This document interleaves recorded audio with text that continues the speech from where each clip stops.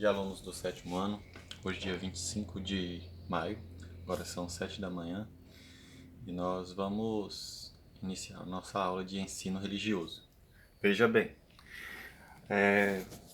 vocês vão estar trabalhando hoje a importância da religião. O que é a religião, o que diz a lei brasileira, quais que são as principais religiões, né? Então nós vamos lá. Então vamos lá. Observa-se hoje uma grande valorização das diferentes culturas e de formas de manifestações do ser humano. Vem-se ampliando também o reconhecimento e o respeito pelas diferentes religiões e suas maneiras de vivenciarem e de relacionarem com o Supremo e o Transcendente. Veja bem, então a questão principal que nós temos que focar é a questão do respeito. Eu não tenho a sua religião, mas eu respeito a sua religião, né? Quando o Brasil foi descoberto, em 1500, que os portugueses vieram ao Brasil, o Brasil não era um país laico, né? A religião católica ela era obrigatório a religião laica. Nesse processo, os povos nativos que aqui viviam tiveram que deixar as suas denominações culturais, religiosas, porque os católicos as consideravam pagãs, né? Então, de certa forma, esse reconhecimento valoriza a diversidade religiosa e tem possibilitado questionar maior a relação de liberdade religiosa e das escolhas. Aqui nós temos o símbolo das 5 principais religiões do mundo. Aqui o cristianismo, os cristãos, judaísmo, né, os judeus, hindu, né, lá da Índia, islamismo, né, a segunda maior religião do mundo, e o budismo. A maior religião, com 1 bilhão e 200 milhões de adeptos, é o cristianismo. Em segundo lugar, vem o Islã. O que diz a nossa lei brasileira? A Constituição é a lei que foi criada no ano de 1988 e a Constituição é o conjunto de leis no qual todo brasileiro no qual nessa Constituição tem as normas de vivência de todos os brasileiros. A professora até minha, sim, qualquer lei que interfira a sua vida está na Constituição. O que diz a Constituição brasileira sobre as religiões? Segundo a Constituição, cada indivíduo tem direito à livre escolha de sua religião, como é entendido o respeito pela sua denominação religiosa e o poder religioso sobre o sujeito são influências que interferem na liberdade religiosa de cada um.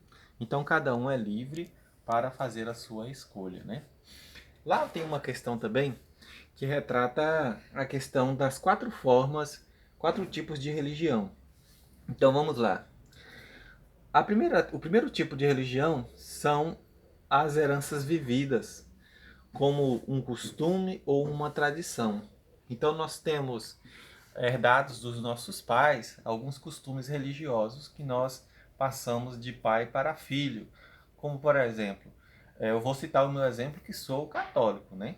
Então, lá na minha família, aqui na minha família, a gente tem o costume de ir à missa, o costume de ir a uma reza, assim como o evangélico, né? A pessoa que é de uma religião evangélica, ele tem costume lá de ir ao culto, né, de fazer as suas celebrações lá, que eu não conheço muito, né, mas a questão, acredito que dentro da religião evangélica também tem vários costumes que são herdados de pai para filho, né?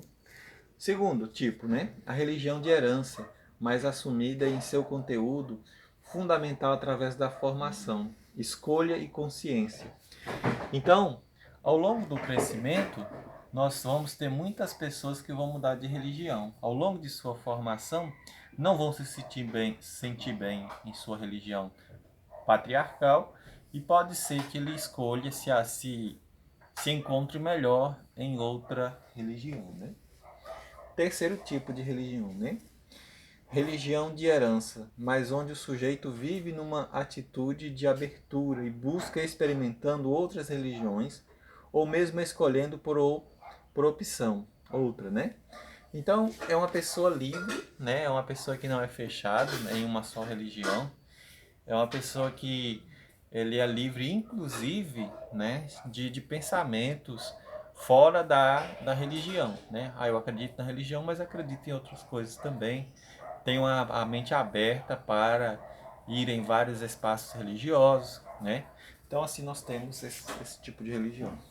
E temos o quarto, que é a pessoa sem religião de herança, podendo escolher ou não a sua religião na sua fase adulta. Existem pessoas que são criadas pelos seus pais sem nenhuma obrigação religiosa. E nessa forma vai caber a ele ter uma religião ou não. Então esse quarto tipo de religião, nós vamos chamar de ateísmo, né? Aquela pessoa que não acredita em Deus. Só fazer uma correção. Não é que a pessoa que não tem uma religião é ateu, né? Ateu é aquele que não acredita em Deus. Então nós podemos ter pessoas sem religiões, mas que acreditam em Deus, né? Então, mas eu acho isso daí muito vago. Acho que a gente tem que ter uma religião. Acredito que a nossa fé, a nossa religião, a nossa igreja, ela é fundamental, né? Diferente, não importa a crença que você tenha, mas é importante que você dê seguimento, né? Existe também o horizonte fechado, que é aquele onde a pessoa nasce em uma religião, carrega consigo até o fim de sua vida, né, aquela religião. E se ele muda de religião, ele se sente infiel, ele tem no peso das costas, fala, meu Deus, eu nasci dentro de um ventre de uma igreja e eu estou pecando porque eu estou indo para outra igreja, né? Então, a religião de costume tende-se a esvaziar no seu conteúdo e, sem um bom trabalho de formação, acaba limitando a consciência religiosa. Então, é interessante que a pessoa siga, né, essa religião de costume, né? Se você se sente bem em outra religião, tudo bem, né? Mas aqui a gente tem também o exemplo do horizonte fechado, que é aquele onde a pessoa nasce, cresce e morre em uma única religião, porque ele se sente bem dentro daquela denominação religiosa, né? E aí fala no final o seguinte: a religião de costume tende a esvaziar no seu conteúdo se não tiver um bom trabalho de formação. Por isso que é interessante nós irmos à nossa igreja com nossos pais ou com familiares, colegas, né, para que tenhamos uma boa base religiosa e diante das dificuldades a gente não fuja da igreja, né? E aqui também tem a identidade religiosa.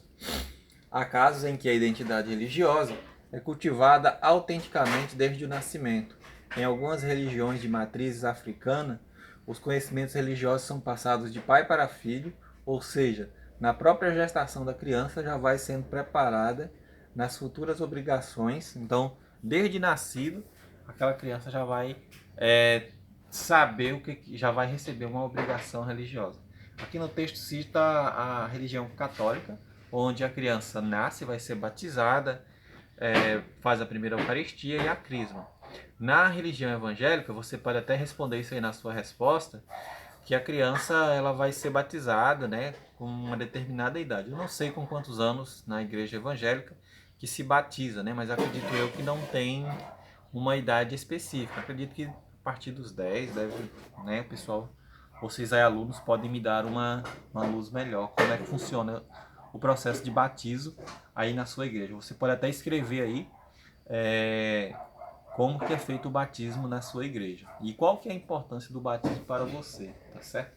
E para finalizar, para que serve o ensino religioso? É para me ficar rezando na escola, professor? Não. O ensino religioso na escola é convocado por lei. Então, é obrigatório ter o ensino religioso, a exercer um papel importante em todo o Brasil. Hoje, já há explícita mudança na maneira de ver o ensino religioso.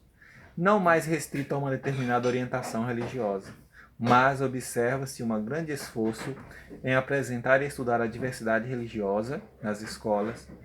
Este fato, sem dúvida, estará contribuindo com a livre escolha e o respeito entre os costumes.